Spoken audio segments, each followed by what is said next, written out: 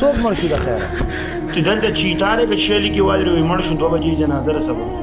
دا څه ویل انا لله و انا الیه راجعون رښتیا ویل والله ټکر مکر به کړی لکه ډول لګي مسکریک جوړ لی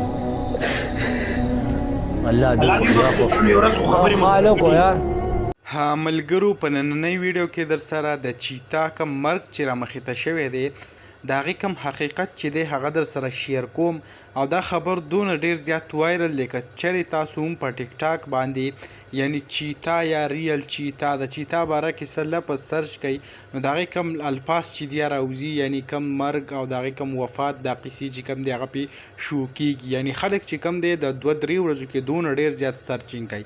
اخر دا واقعه مخې ته ولې راله هغه داسې چل شوی دی چې ولی الله ورسره یو بل ټیک ټاکر داسې 2-3 هغه په لایو کې ناسو او خپل منځ کې څه خبرې کولې نو چېرته څوک وفات شو نو چا ورته په کمنټس کې لیکل چې آیا چیتا وفات شو نو هغه وایي چې آیا چیتا وفات شو د هغې نه پس بیا